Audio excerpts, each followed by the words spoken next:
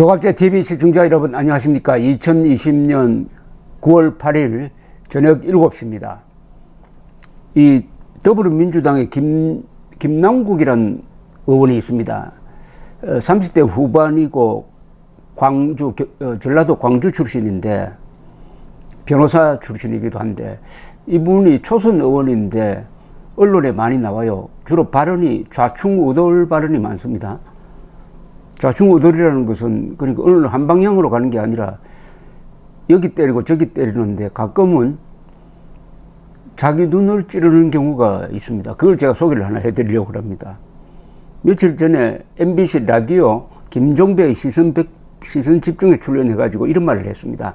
국방부를 통해 확인해 봤는데 추미애 장관의 보좌관이 전화를 건 건 사실인 것 같다.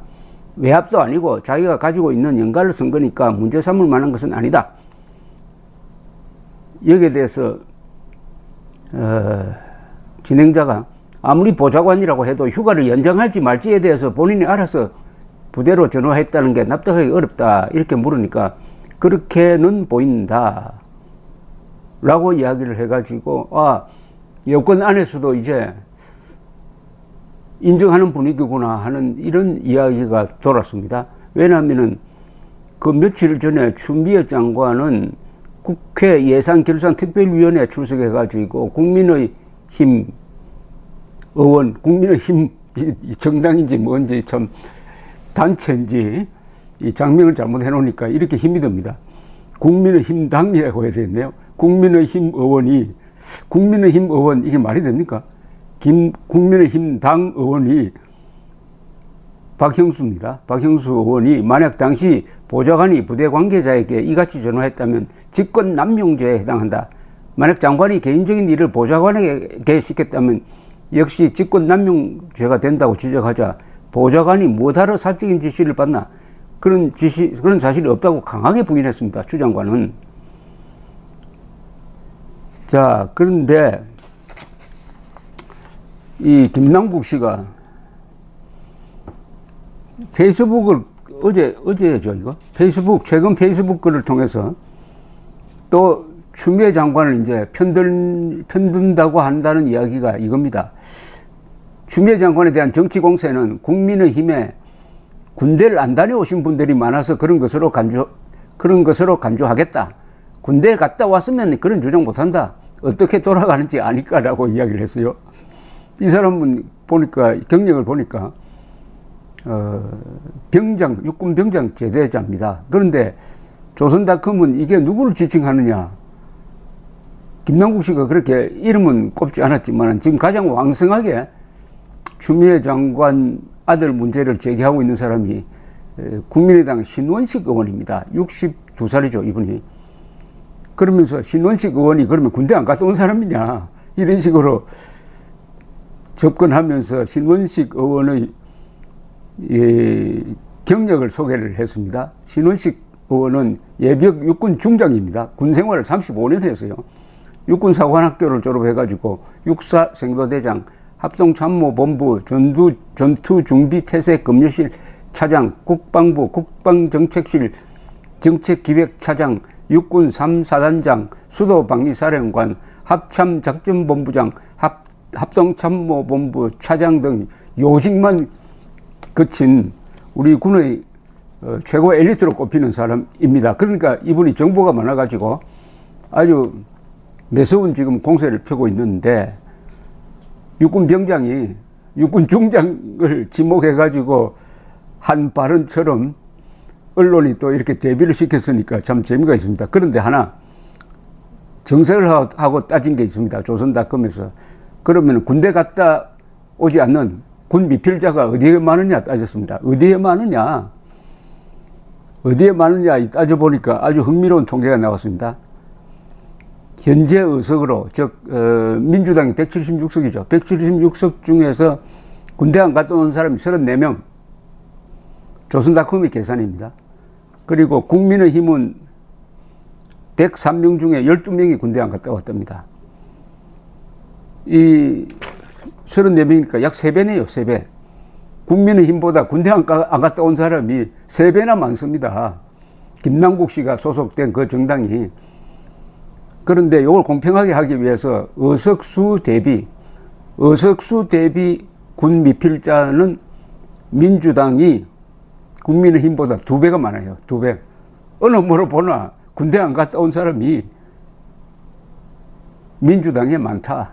그러니까 김남국 의원은 이 국민의힘 눈을 찌르려다가 그 손가락으로 자기 눈을 찌르고 말았습니다.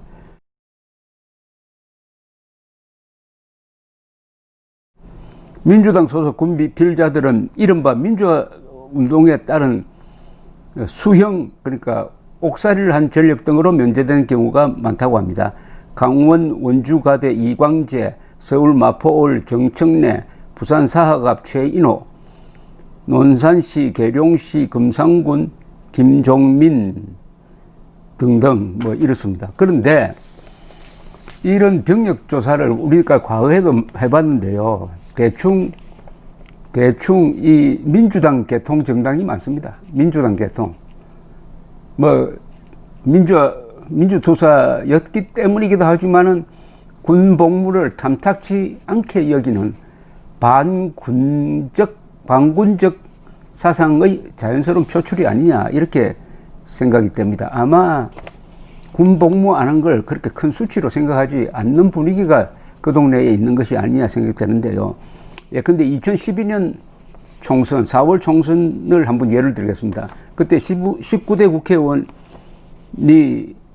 19대 국회의원입니다. 19대 국회의원이 뽑혔는데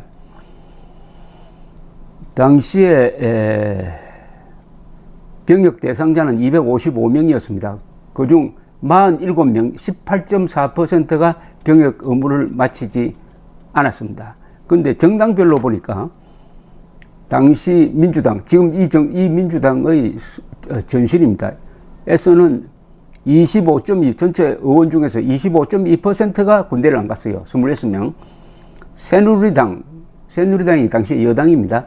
여당은 전체 의원수의 14.5%인 20명이 군대 안 간 걸로 되어 있었습니다. 민주당이 군대 안 간 비율이, 미필률이 약 2배 되었다. 이번과 똑같아요. 똑같습니다. 이게 하나의 공통점입니다. 그런데 김남국 의원은 그런 사정을 잘 모르고, 이 세상 물정을 좀 알면은 그런 소리는 안 할 텐데, 아무래도 우파 정당, 자기들은 지금 우파라고 안 하는데, 국민의힘 쪽이 군대 갔다 온 사람이 많죠.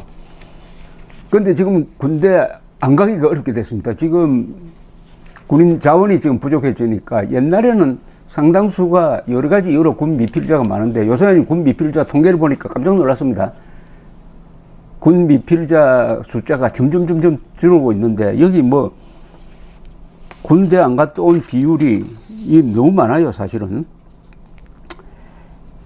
군 미필 19.4%가 군대 안 갔네요. 19.4%. 이건 너무 많습니다.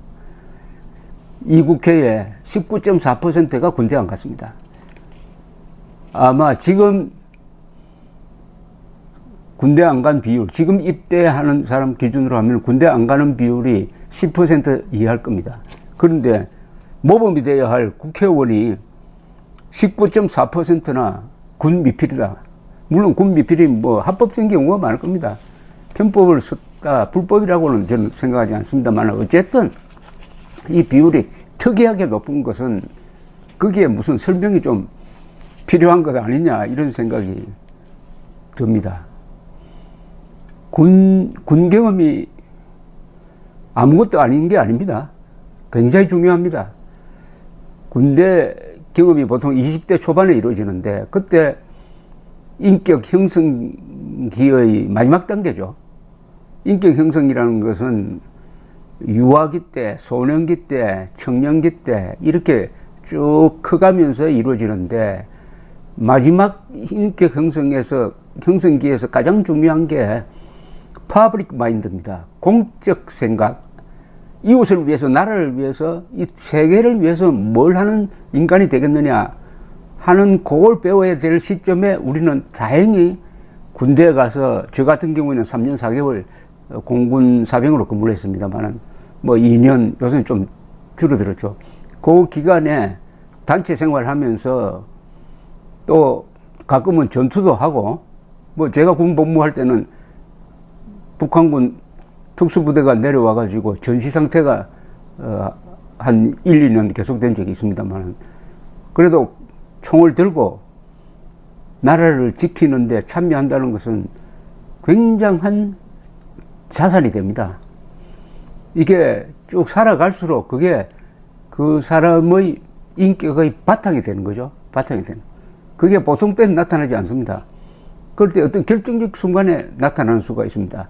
제가 이 물러난 황교안 대표에 대해서 좀 이런 이야기가 하기가 못하지만은, 황교안 대표가 지금 4월 15일 총선 이후에는 완전히 잊혀졌습니다. 왜 그럴까요? 그분의 마지막 퇴장 모습이 별로 좋지 않았습니다. 당시에 개표가 한참 진행 중일 때 이제 미래통합당의 패색이 짙어지니까 결과를 기다리지도 않고 중간에 서둘러 기자회견을 하고 짤막한 이야기, 하나마나한 이야기를 하고 사라지고 말았습니다. 그 뒤에 미래통합당은 일대 혼란에 들어가서 김종인 씨를 모셔와가지고 비대위를 만드니 안 만드니, 그리고 바깥에서는 4.15 총선거는 개표 부정이다, 개표 조작이다라고 떠들고 하는 가운데서 제대로 된 반성도 하지 못하고 결국은 당명까지 바꾸는 이런 뒤가 지저분해졌습니다. 깨끗하게 지지를 못했어요. 이것은 황교안 책임입니다. 그걸 보면서 저는 황교안 씨가 군 경험이 없다는 것과 연관시켜 보았습니다. 군대에서 쫄병 생활만 해도 임무 교대가 얼마나 중요하느냐, 인수인계가 얼마나 중요하느냐. 초소를 인수인계할 때도 그 절차가 있는데 거대 야당의 인수인계를 하지 않는 상태에서 그냥 빠져버렸다? 그걸 보면서 역시 한국의 남자는 군대 갔다 와야 되고, 적어도 선출직에 오르는 사람은 이유 불문하고 군 경험자라야 한다는 게 저의 생각입니다. 감사합니다.